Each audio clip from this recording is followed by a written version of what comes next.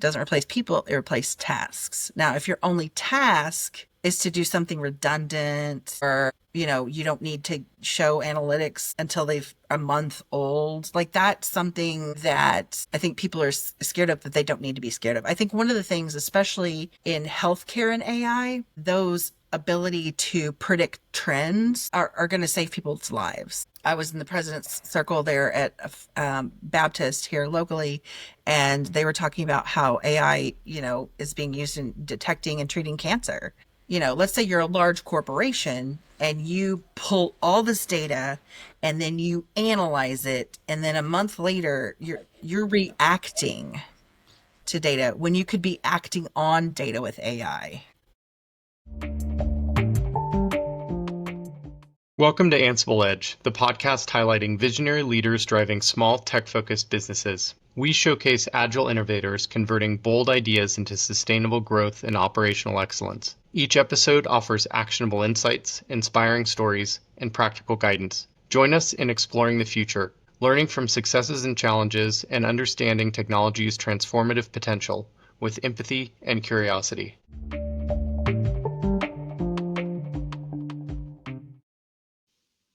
Welcome to today's episode. We're honored to have Katie Hutchinson, founder and CEO of KHIT Consulting, as our guest. Katie leads a team specializing in IT management, process optimization, EHR, EMR implementation, with a practical and strategic approach to technology. Her background is rooted in education and self-taught technology expertise, and she's passionate about helping businesses align technology to their goals. In this episode, Katie shares how KHIT Consulting builds resilient IT systems, the importance of industry-specific expertise in consulting, and why being thoughtful about AI's application is critical. She also dives into major trends in healthcare technology, challenges in client education around AI and automation, and the metrics driving KHIT's growth strategy. Join us for an insightful conversation on process management, digital transformation, and how to know when AI isn't the answer. Katie, thank you so much for joining us today. Where are you joining from us today? I am in southern Indiana, across the river from Louisville, Kentucky. So I usually say I'm from Louisville, Kentucky, because it's closer. Yeah, and a little bit more known and recognizable. Yep. From the sun coming in from your windows, it looks like the weather's pretty nice out there. It is today. We've had a lot of rain, a lot of flooding. We've had a respite from it. Today's been beautiful. Good. Yeah, I think I heard about the flooding. It's the Ohio River, right? It is. We had to cancel Thunder over Louisville, which is the event that kicks off our Derby season. And that's real sad for the economy around here and local vendors. Yeah, that definitely sucks. So as I was preparing for this call, I was doing a crawl through KIT's website, and I really liked your blog post of, when AI isn't the answer. And I thought that was a really thoughtful, interesting perspective, especially based off, we're here to talk about AI and automation, right, and your thoughts on it. So I was just wondering what prompted you to write that. So what actually prompted me to write it is someone had asked me to speak at an event that's in the future. And I was like, yeah, do you have a topic in mind? And she said, yeah. Why what sucks and how AI sucks. And I was like, oof, I love AI. I use it all the time. Like, literally AI wrote that blog post, or at least started it for me. And so, I kind of thought about that. And I was like, what do I do about that? But then I thought about how, it isn't always the answer, because like a lot of things, it's garbage in, garbage out. You cannot go to AI and say, write me a script that will run this program like this, because ChatGPT will be like, absolutely, here you go. But there's going to be so many bugs in it. Even different languages like SQL and JavaScript, they have different dialects, just like our languages have different dialects and different unknowns. And while it does learn as you use it, it's definitely not always the answer. And I think that businesses that want to stay on the bleeding edge say, oh, we have to use AI. But what are you using it for? What question are you answering? What problem are you solving? What do you want the end result to be? You can't just say, let's use AI. You definitely want to come with specifics. So that's what kind of motivated me to write that. Yeah, definitely. It's like AI is more powerful than a hammer. There's that famous quote, like if the only tool you have is a hammer, everything looks like a nail. Yes. So It kind of reminds me of more like electricity. Like imagine when electricity was just rolling out. Like still not everything, not every problem is solved with electricity. It does a lot, but you have to know what can be electrified versus not. And I think your insights with AI are Yeah. spot on.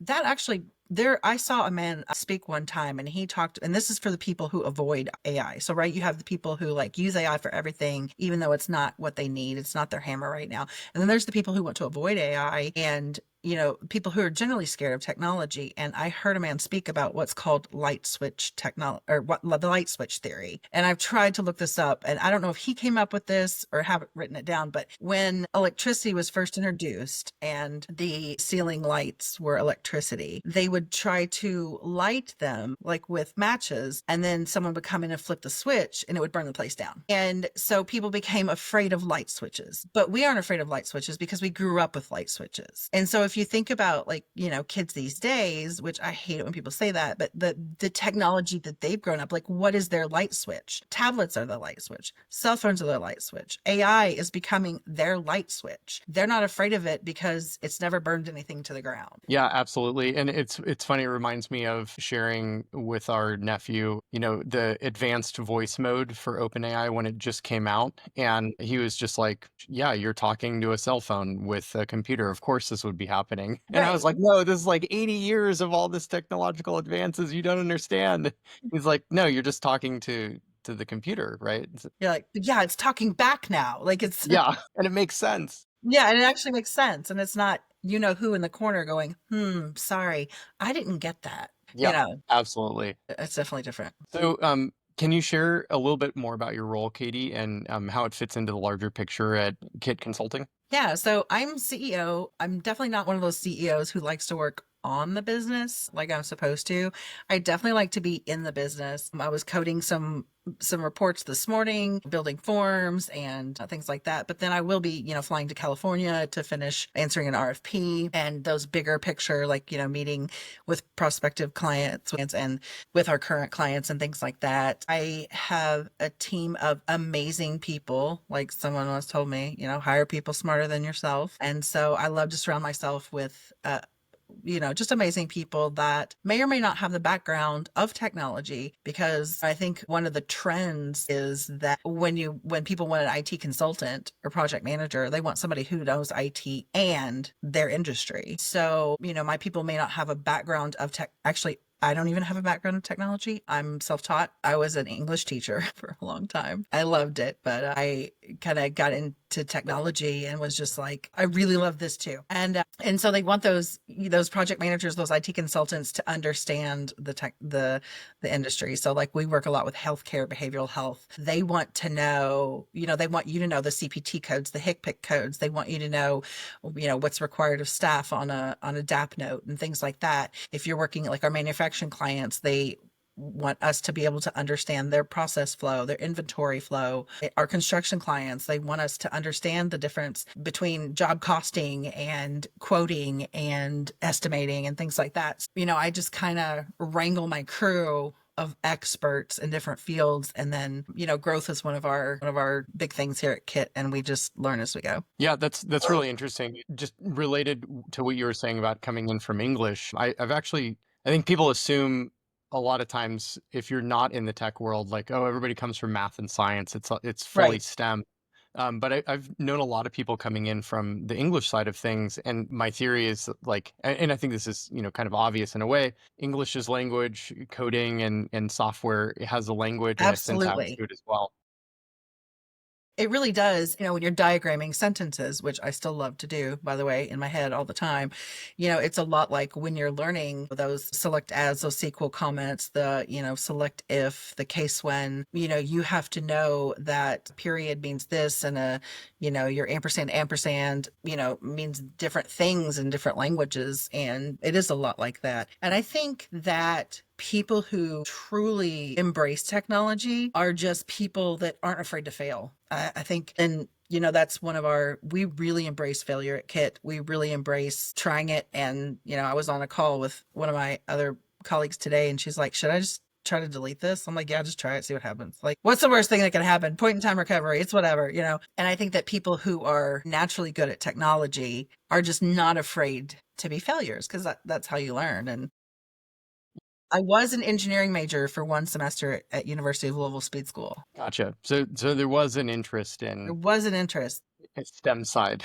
There was an interest on the STEM side, yeah. But you're right. I've read a lot on and encountered like curious people do well in tech, people who are willing to experiment and like you said, willing to fail and learn quickly. And I like what you said about hiring like domain experts as well to ensure that your clients are able to have a good interface with your company in terms of like all the jargon, all the acronyms, and the different concepts within their domains. It's Yeah. actually how I got into technology myself, is I knew a domain really well and then was able to contribute on the technology side more and more over time. So last question, just in terms of intros, is what does a typical day look like for you if you're involved in both the technical side of things, but Yeah. also operate as a CEO? So a typical day, I get up and I usually have a meeting first thing in the morning. I'm in several networking groups. I'm also on a school board. I was elected to the school board here. This is my third term. I'm also the president of the League of Women Voters, Southern Indiana. So there's some meeting somewhere that starts my day. And then I try to block out a little time to work in the business we use Basecamp as our project management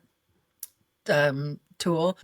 You can't do dependencies, which I don't like, but really that's the only thing I don't like about it. And so I'll check my Basecamp, assigned to me what I want to get done that day. Then I'll get interrupted 45 times through Google Chat, and then I'll put my do not disturb on. And then I usually have client meetings, just like check-ins, or if, a fire has broken out, figurative fire, then we'll put those fires out. And then, I usually end my day with, getting all my hours in so that we can bill clients or, do those, reports for KPIs and ROIs and things like that. We do meet with an executive team once a week on Wednesdays, and then we have a Monday morning stand up with the whole team on Mondays. That's just like it's kind of like a scrum check-in. Like, what are you working on? What obstacles do you have? How can we help you overcome them? So I usually have a lot of things on the calendar, but sometimes it's just blocking out so you can work. Yeah, makes sense. Yep. We both get that. We're very busy in our other jobs, and like having to block your calendar so that people don't schedule time with you is Yep. definitely one of those saving graces, right? Yep. So what major shifts or trends are you seeing in IT consulting and healthcare technology just recently? I think, I had talked about, one of the biggest ones being that they want to see consultants that know what they're talking about in healthcare, not just, people who know the technology. I think that another one is that they're looking for that relationship. When I first started in project management, it was like you get a project, you do it, and then you're done, and it's done. And it's not really like that anymore. They want that strategic partnership. They don't want just hourly support until a project's finished. They don't want a consultant to come in and be like, you're wrong. This could be better. Have a good day. They want that kind of guiding digital transformation for their business growth, that kind of ongoing. And of course, cybersecurity has been huge. I think everybody wants that. And then kind of an emphasis on like return of investment. Like, what is tech going to get me for my business? And that's, one of the things we do. We call ourselves technology matchmakers. We find tech, help you implement it, customize it so that your business runs faster, smoother, more efficiently, it's cost savings. And I think a lot of businesses want to see that up front from consultants. Yeah, absolutely. So do you feel like you've shifted away from a project model where you'll be engaged as a project leader to do like a specific project to more of like a retainer model where it's like a partnership with that business? We have both. And at first I did not like the retainer partnership. I just wanted to do a successful project and everybody go, yay. And then we're moving on. The clients that we've had, since KHIT's inception, basically are, they're great allies. We have great relationships with them. And that's what we are moving to, that retainer, not hourly support. They want a partnership. They want to know you're there when you need them. And so we have moved towards that. There was an instant recently where somebody wanted a retainer, but they were too early in the project. I don't ever want to overcharge my clients. I really just want to help people and help them grow and realize all the great things they can do. And so there are a few times I will strongly suggest against a retainer at certain points in a project. But at the end, we do end up a lot of times going that retainer model that hey, let's have a relationship in perpetuity. Yeah, so I'm assuming that makes it harder for you to do things like estimate hours or load on It's your it's employees, so right? hard. Estimating hours is my least favorite thing to do when people ask for a quote, especially, I mean, even projects we've done a million times. Like, your agency's very different. Yes, you have this many clients, and yes, you have this many, this much data migration and things like that. But I hate to overestimate to, talk myself out of a job, but I also had to underestimate and then come back and I had Have to somebody tell them something more later. Yeah. I had a guy tell me one time, which he is still one of our clients. He said, IT people always promise you more and deliver less, and then it's more expensive. And I was like, we are definitely not going to do that to you. We definitely did that to them, but it was kind of out of our control. We partnered with another subcontractor that kind of fell through, and so it did cause the project to go on a lot longer than anticipated. It's hard. There's so many, in project management, you have the known unknowns and then your unknown unknowns and your known knowns. And the unknown unknowns are the worst. And those things you can't estimate for and you can't quote for. And, I know it's frustrating on both sides. Yeah, I hate estimating. Yeah, it's truly the hardest thing. It is. And especially in tech, because things you want to feel like it's tangible. I mean, even in like contracting, like with houses, it's hard Yeah. because you don't know if you're going to encounter mold or asbestos. But Yeah. with tech, there's that many more layers involved, and it's like you said, the unknown unknowns will come and get you at the end. And working in technology is like the definition of insanity. I was building reports and I estimated 5 hours per report, which was an insanely long amount of time because one of them I banged out in like an hour. I was like, let's go. And the next one was like an hour. I was like, let's go. The next one, I hooked these two views together and the test view did fine. But when I put it on the report, it was like, no, syntax error, like, no, unknown field name. And I'm like, but you worked early. And it took me so much longer. And it was just because the system was like in a bad mood that day. And so that's technology's great, except when it's not. Sorry, the system being in a bad mood that day is something that I can definitely empathize with. Right? Like sometimes there's just gremlins in the system and there's no real good reason for it. And you do it and it doesn't work, and you do it and it doesn't work, and you do it and it does work. And then you're like, am I gaslighting myself or is this system gaslighting me? The system is definitely gaslighting you. It's awful. So, do you feel like the rise of AI and automation is impacting your business? And if so, how's it affecting your growth strategy? So we do a lot of robotic process automation, which is like really, it's not like AI at all, but people think it's like AI. They're like, oh, that's magic. That's technology magic. I'm like, not really. It's just a system reading some stuff and then putting some stuff here. Like I said, we use AI a lot. I use ChatGPT every day. My developer uses Gemini. We had an argument about which one was better. We just went our separate ways.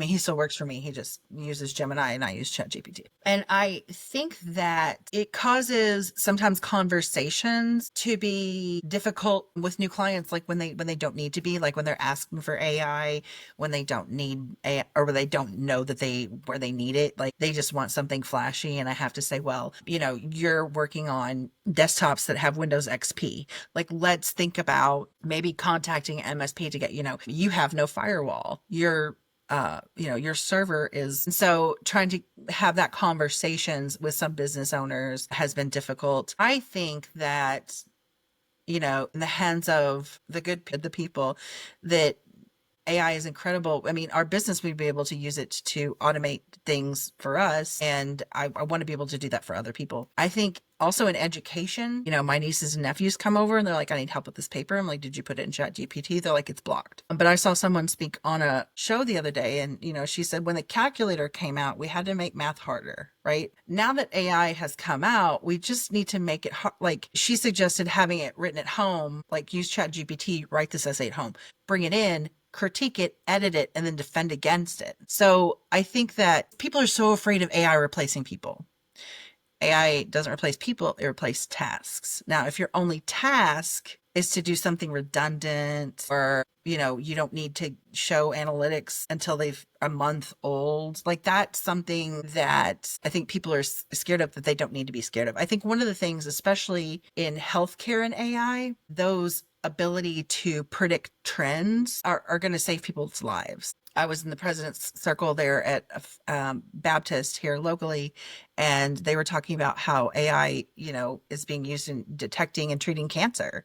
Let's say you're a large corporation and you pull all this data and then you analyze it, and then a month later you're reacting to data when you could be acting on data with AI. And Yeah, so absolutely. I think it's made my job much easier. I think it makes conversations harder sometimes. Yeah, it's really interesting. I saw the exact same clip that you're talking about the educator who was talking about Yes. the calculator changing how we teach math, but also kind of flipping the script on how English is taught if people are concerned about AI writing the reports or the essays.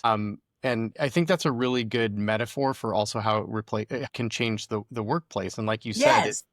it's not that people are, in some cases, people's roles and jobs are entirely or 90% or 80% changed and automated. So there are, I think, some valid fears, but wholesale, there's a lot of tasks that will be changed. And what I was thinking about when you were running through that is people's visions can change about what's possible and what we Yeah. can do. So it's like if the bar stays the same, well, yeah, everybody will be out of a job. Same thing Right. with like we were all farmers at one point. But if our Right. vision and expectations continue to grow and expand, and we want more and see more, like you said, lives can be saved, then we'll all keep working with AI to make our lives a lot better. And that's the thing with one of the KIT's vision is I just want people to want more. I want people to want better for themselves, for their company, for their kids, I just want them to want more. And that's like the inspire, we have like inspire and empower, innovate, I think are our three words. And, I just want them to aspire to do more and to be more. And I think AI helps with that. When have you written an essay in your adult life? Like, what is it you're trying to? College, but that's it. Right. I mean, after you get to college, I've never written an essay. I mean, I've written notes, like I made notes on this podcast. I've written blog posts, which are kind of like essays, except funner.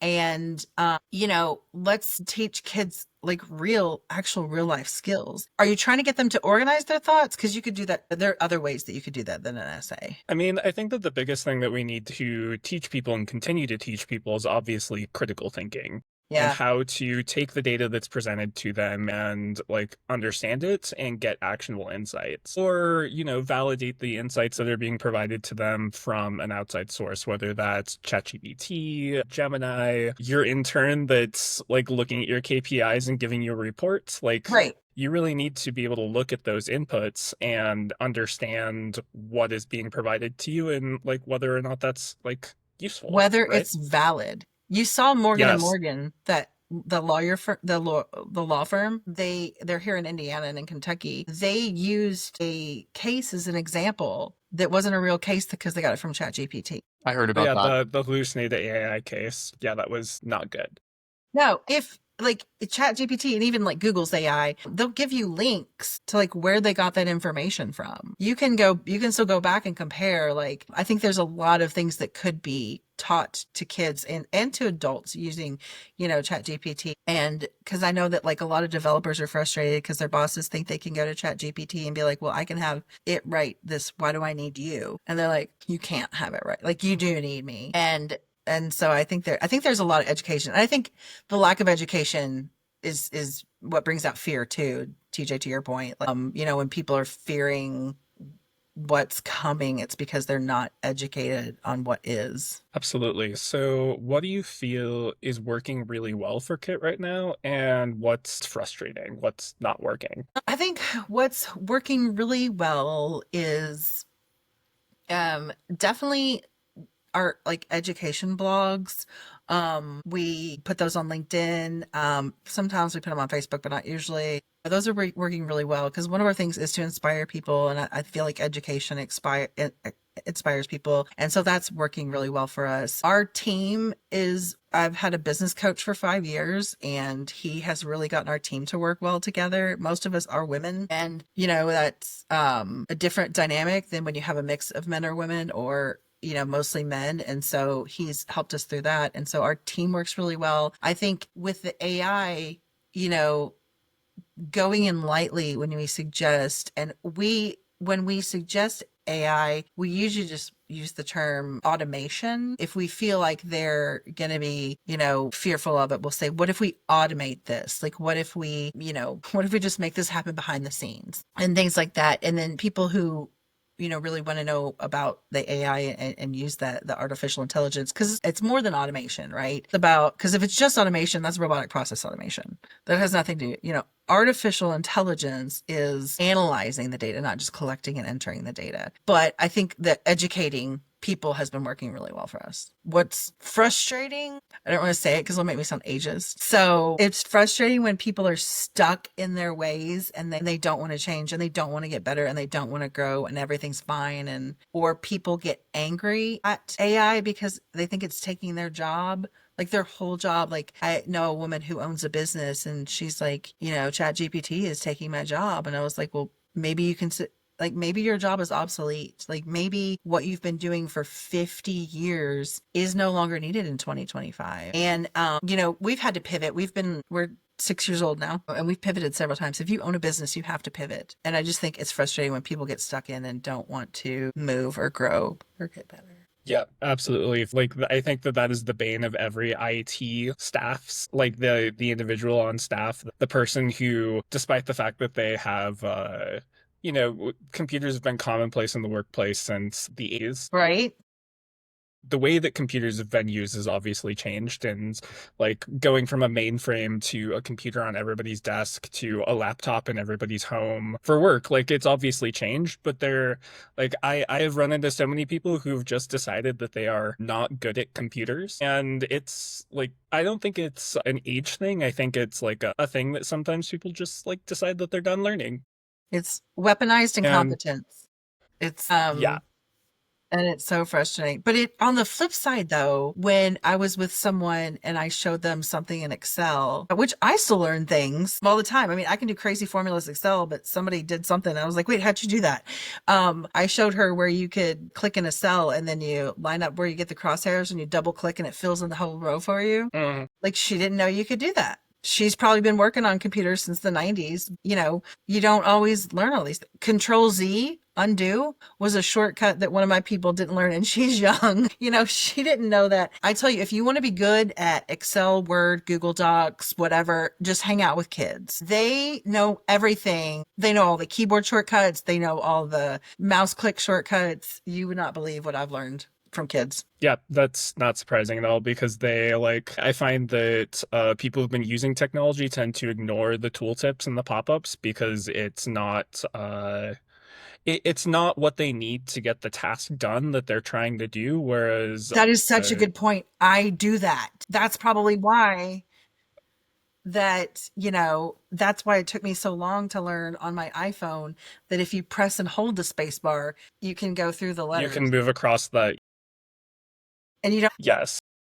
It's also interesting to be in person with people. You can learn a lot of those things, and it makes me wonder if like remote work rising in the last few years has kind of cut out some of the like opportunities for people to learn these shortcuts and tricks together. Because most of the time when I learn these things, it's when I'm in person with someone and I see them do something on their phone or their computer. I'm like, wait, what did you just do? That was way faster than I would have or could have done it or whatever. And when it's remote, you don't see that.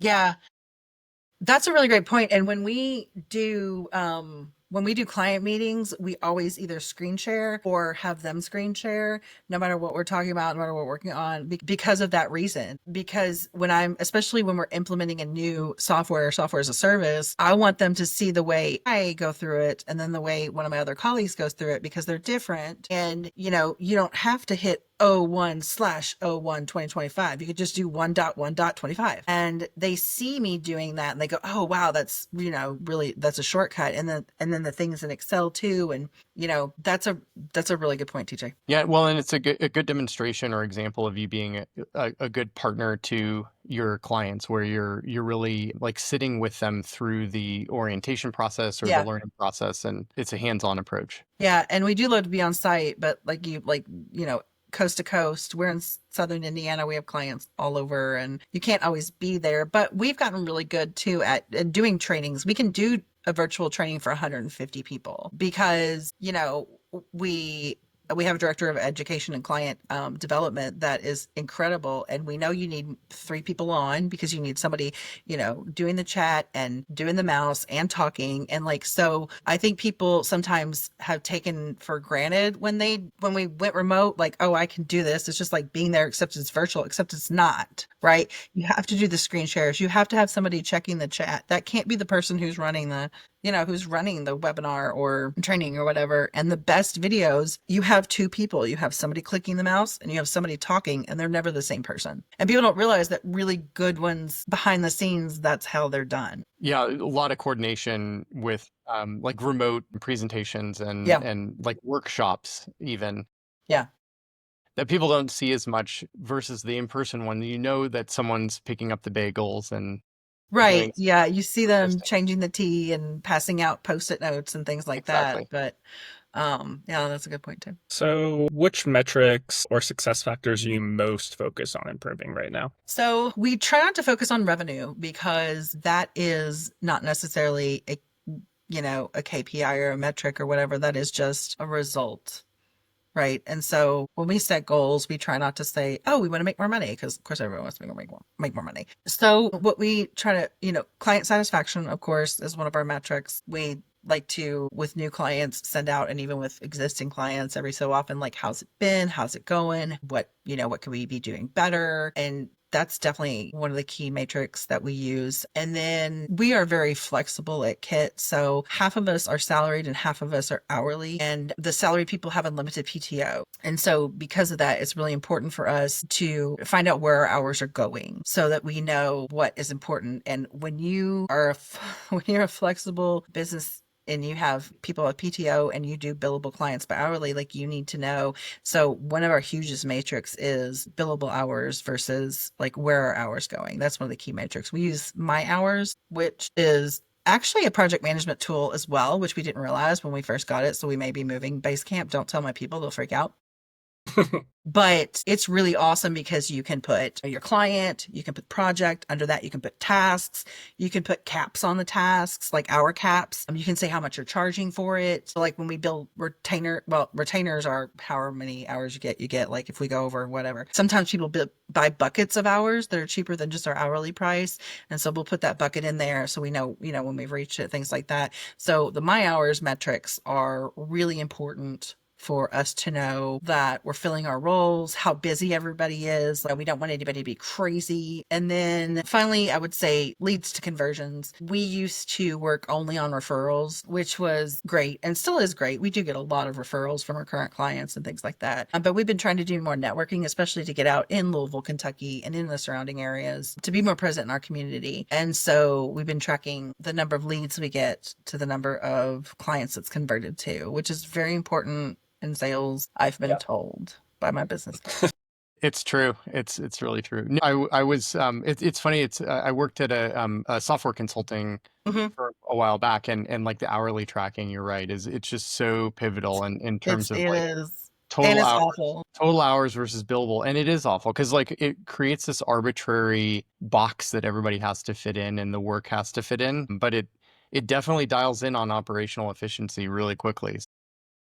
Yeah. And I love the way you started with like, yes, of course, revenue is important, but client satisfaction. And it makes sense that a lot of your business has grown through referrals. If your focus is on client satisfaction and that partnering with your clients, then you're going to be able to grow through referral, which is the most efficient way to function. Yeah. As you grow more in your networking, I moved into a sales role at the same consulting firm. And that once we started dialing in and tracking the leads to conversions and like conversions at every stage, the efficiency did improve. It was really Yeah. fascinating to see. It's annoying when people are right, but people are right. Yeah. And yeah, that's how it started in my life as well. It's like, you want me to track all this now? Another thing to track. And it's like, now that we have a baseline, we can improve it. So Yeah, and that's one that we did when our executive this week, I handed out new KPIs to everybody that they would be tracking and reporting out once a month. And, one of them, I was like, this is not for judgment. This is just fact gathering so that we can make decisions based on it. I don't want anybody to think, but you need that data. And I think that's, going back to the AI, that helps a lot too. When you're making decisions from data, you want your data to be as current as possible. And I think that's one of the things that AI helps with. When you have those AI tools, I can use that for data to be like, this is what's happening right now, not what we're about to do, which is this is what happened last month. right, exactly. And then it gets into better predictions and everything. Yeah. I really appreciate like your management acumen by clarifying like this is to get a baseline so we know where we're at versus like judging you out of the gate. So Yeah. So shifting a bit like from your metrics that you're tracking, like, where do you want to see KHIT Consulting in 6 to 12 months? I should know this because I should have like my 6 and 12 months goals down, but I'm just still working on quarter 2 because we've been really busy. And I hate to say the word busy because I read a blog post once that says stop wearing busy like a badge. And that really hit me hard. Like everybody has the same 24 hours, except Beyonce. She does not. But it's been crazy. But I think that in 6 months, I would like to see us with a couple of more local clients. I would like us to be more known here. In 6 months, I would like us to have the decisions that we made from our metrics, from our KPI metrics from this month. In 6 months, I would hope to have 3 months of good like effects data. So in 3 months, we're going to get 3 months of that data and then we're going to make a decision. And then I would like to in 6 months have better proficiencies or better efficiencies because of those KPIs. So really in 6 months, I want to, all that stuff I did on the last meeting, I want to see the fruits of that labor. In 12 months, after we get around here, I'd really like to go global. I've said that for a while, and I really would like to. I think that the healthcare industry, especially, our neighbors to the north and some of the European, I don't know about the National Health Service there in England. My husband's from there, and that's probably a mess, but I would like to go global and start helping out some businesses in other countries because I think that we could. Nice. Yeah. So it sounds like the progression is like gaining more local clients and becoming more well known in your area, and then seeing the fruits of the labor around your KPI and metrics tracking flourish over the next few months and bring in more insights, and then going global is another like a longer term vision of where you might Like be we want to heading. get bigger. We're fine here. We want to get bigger here and then big. Yeah, Not big, like I don't need to be IBM. I just want to have a farther reach. I don't nice. have to hire anybody else, TJ.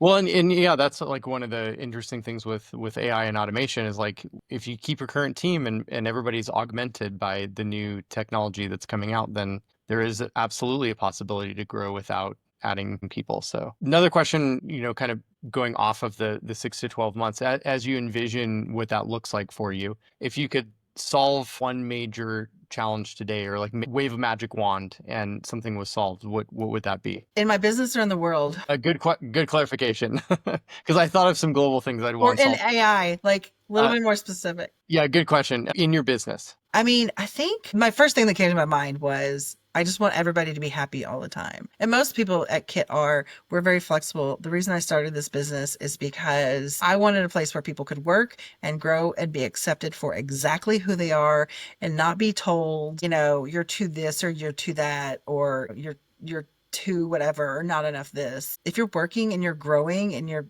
failing because you're learning, and like, what does it matter what kind of person, as long as you're not like a murderer or whatever. But and so that's why I started this company, was so that we could have a place. And I feel like we are, but I think some people like do get overworked and do get frustrated, and we do. So if I could wave a magic wand, I want everybody to be happy all the time, and everyone would be 82% billable all the time.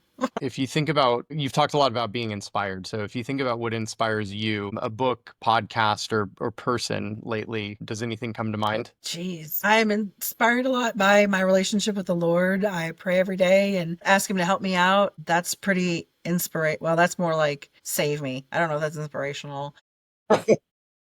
I'm usually asking for favors. I love Instagram and TikTok just because I guess I'm such a happy person that my algorithm just feeds me happy stuff. And so, I get very inspired by seeing people in there. Love on the Spectrum, if you haven't seen it on Netflix, is very inspiring. My sister made me watch that. I don't know. I just wake up. I think I just have an internal inspiration that I just wake up and I'm inspired by That's everything awesome, around Katie. me. I'm impressed. And to have someone say like that their social media algorithms bring them inspiration, that's a really unique take. It's like, I could think like, is Katie being honest by saying she wakes up inspired? But you have proof in your social media feed that you're actually Yeah. clicking on the things that are inspiring you. So it's really impressive. Thanks. People are like, I mean, I'm not on Facebook, so I hear that's really downer. But in the algorithm, like you follow people and they're just downers. But Instagram and TikTok, like I laugh, and the stories are inspirational that they show me. So, and Instagram tells me exactly what I need to buy for myself and other people. Yep. That AI is on point, you guys. Like, Yep. Yeah. 100%. They spent I'm a like, oh my lot of God, I money did need fine-tuning that. that. Yeah. And it helps me shop for Christmas and everything. So yeah, I beat the system there because it's just full of funny and fun things. Well done. And how can people learn more about KHIT Consulting if they want to learn more? So they can go to KHITconsulting.com, which is KHIT consulting.com. It does stand for my initials and information technology. Not a lot of people get that. Katie Hutchinson, Information Technology KIT. That's an acronym. Or you can follow us on LinkedIn. We have a LinkedIn page. My name is Katie Hutchinson, so you can find me on LinkedIn as well. Awesome. Or find me on Instagram, and then I will share my funny and inspiring stories with you. Excellent. Yep. And we'll put this in the show notes as well. So thanks again, Katie, for joining us today. Thank you. It's been fun. Thank you.